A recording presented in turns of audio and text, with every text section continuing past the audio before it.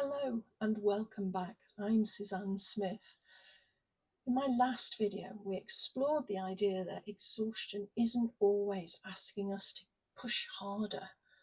Sometimes it's gently inviting us to notice what we've stopped hearing.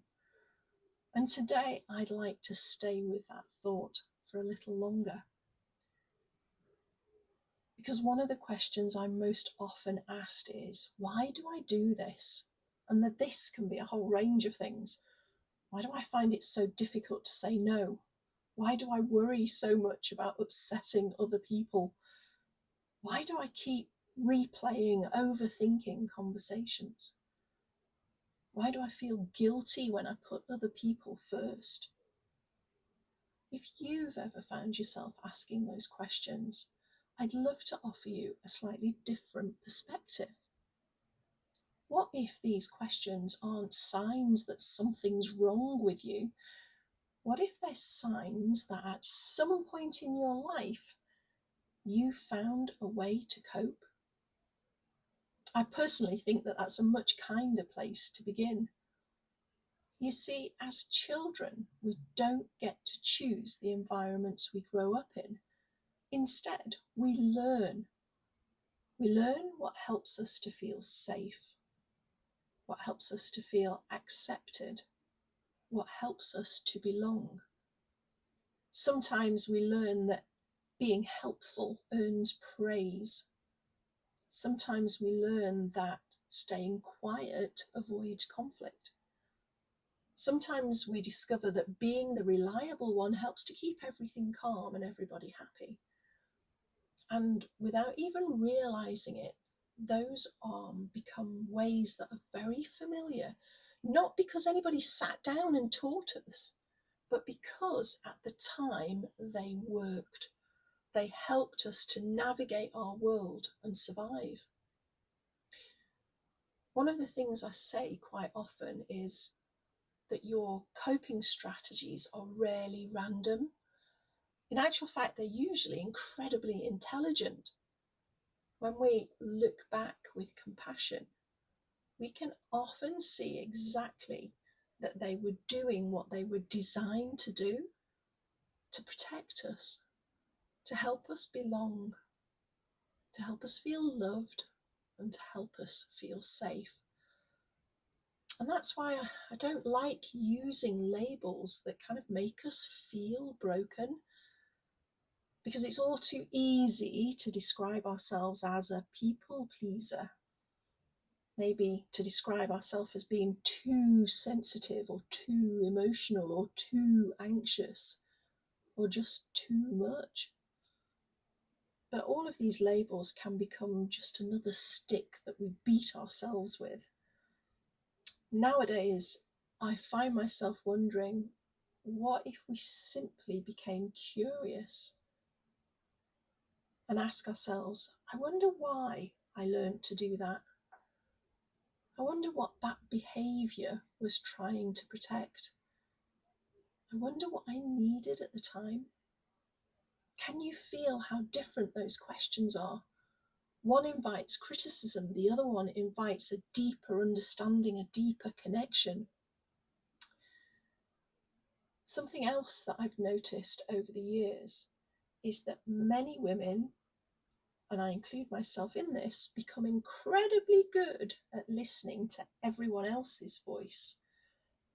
You know, the voice of responsibility, the voice of expectation, the voice of guilt, the voice that perhaps says, don't let anyone down, don't make a fuss, just keep going, you'll be fine.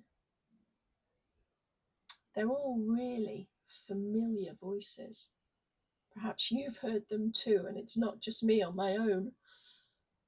The difficulty is that over time you can become so familiar with your own internal dialogue that we don't really notice them. We don't notice that they're not ours. And that's where life can become and feel confusing. Because the choices in front of us don't feel easy anymore of us. One part of us wants to rest, another part wants to keep going. One part wants to say no, but another worries how someone might feel hearing that no. One part longs for change, but another part feels frightened about what that might mean. Sometimes the problem isn't that there are no choices. Sometimes it's just the fact that all of these voices are speaking at once. This is one of the reasons why I believe creating space is so important. Not because it magically solves everything, but because having some space allows you to notice which thoughts feel heavy, which ones feel gentle, which ones perhaps belong to old expectations that are no longer relevant, and which ones sound more like you. Now, you don't have to answer those questions immediately. In fact, I'd encourage you not to rush. Simply noticing is enough. There's a phrase I often hear women say, and it's, I've lost myself.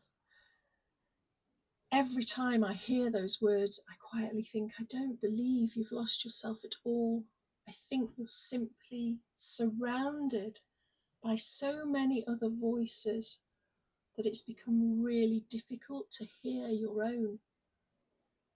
And there's a very big difference, because if something is lost, it kind of has to be found. But if it's simply being drowned out, perhaps all we need is a little more quiet, a little more curiosity, and a little more compassion. I'd love to leave you with one thought today. The next time you catch yourself thinking, why am I like this? See if you can gently replace it with, I wonder why I learnt to do this. It's such a tiny little change in language, but it totally changes the direction of the whole conversation, because instead of judging yourself, you begin to understand yourself. And understanding is a wonderfully gentle place from which to grow. Thank you so much for joining me again today. In our next video, I'd like to explore what happens when we begin creating enough space to hear our own voice clearly. Not by us becoming louder, but by us listening more deeply. Until then, be kind to yourself. You've been doing the best that you could with the understanding that you had at the time, and I think that's something worth remembering.